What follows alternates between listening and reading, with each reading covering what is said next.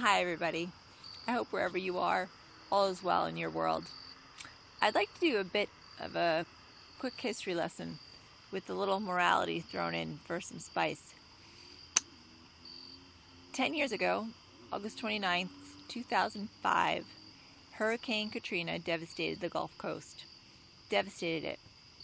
One area in particular that was positively wiped out was the Ninth Ward in New Orleans, Louisiana.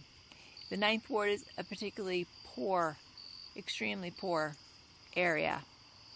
It has one hospital that serves its residents, and that hospital, which is 300 years old and has always been there for the same reason, to serve the poorest of the poor, is called Charity Hospital. I could tell you about so many stories of Hurricane Katrina that have moved me, but this story moves me the most.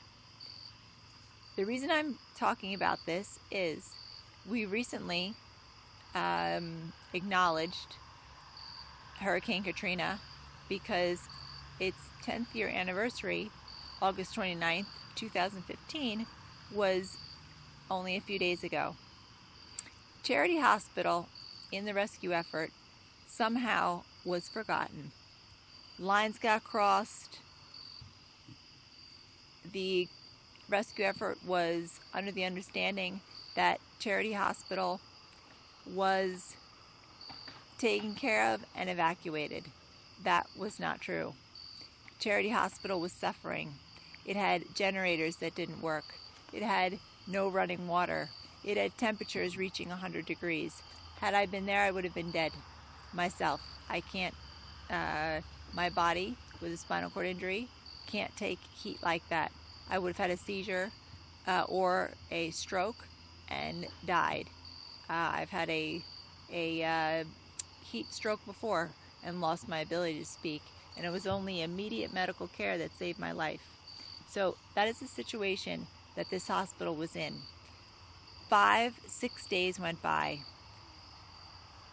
These amazing, from housekeepers to the head doctors, kept their patients alive. Everybody helped everybody. People stood in circles and kept respirators going by hand with bags, ambu bags, pumping air into people's lungs and singing songs so they wouldn't fall asleep. Finally, a miracle occurred. The people of Charity, the employees there, paddled their patients over to a nearby parking garage and got them to the roof. Intensive care patients, people that were very, very sick, all of them, got them to the roof because they were told that somebody had gotten a line through, a cell phone, I believe, and said, Charity needs help. We have been forgotten. So they were told the armed forces will send helicopters for you. They paddled their patients over on makeshift rafts, boats, canoes, I don't know on what, and I can't imagine paddling an intensive care person with a respirator through waters, carrying them up flights of stairs and getting them to this roof. Other hospitals, private hospitals, wealthy hospitals had done the same thing.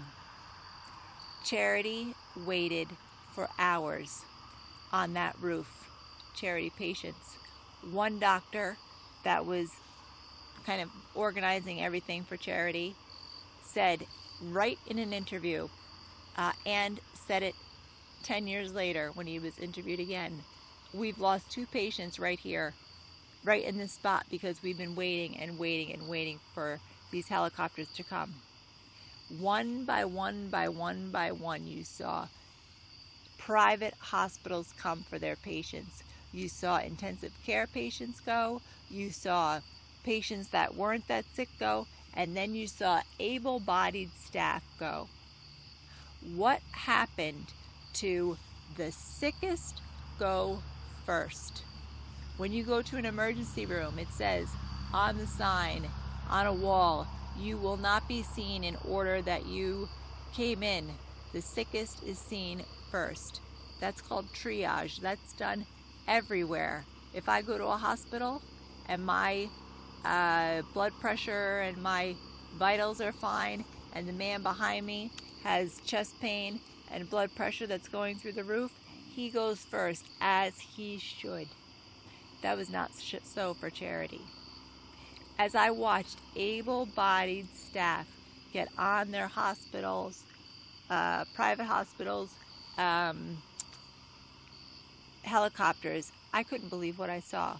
I was not aware of this story and how this took place in 2005. I was glad I was educated properly in 2015. I don't know, how long, but hours later, after the whole roof had been evacuated, finally helicopters came for the people of Charity. That showed me one thing. And with 2 patients dying right in the spot where they were waiting to be picked up, right on the little strip or the area where the helicopters were landing, that the doctor in 2005 and then again interviewed 10 years later said they could have lived had they been put on one of the other helicopters. Those other hospitals, private hospitals, money hospitals, wouldn't even send their helicopters back to help Charity and say, the heck with it. Forget bureaucracy, forget the money. These are human beings.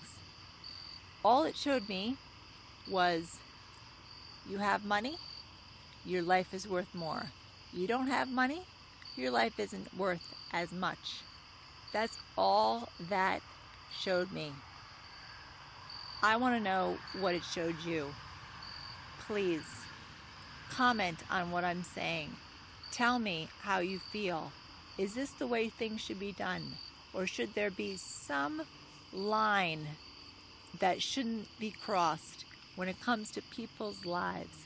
Because all lives matter. That's all for this video. Please think about what I've said and the experience that these people at Charity went through, remembering that whether you're rich or poor, when you die, there's people grieving for you, and the people who are poor, that they don't grieve any less. And again, all lives matter. Tell me what you think. Thank you for watching, and wherever you are, I hope all is well in your world. I'll see you again really soon. Have a good rest of your day.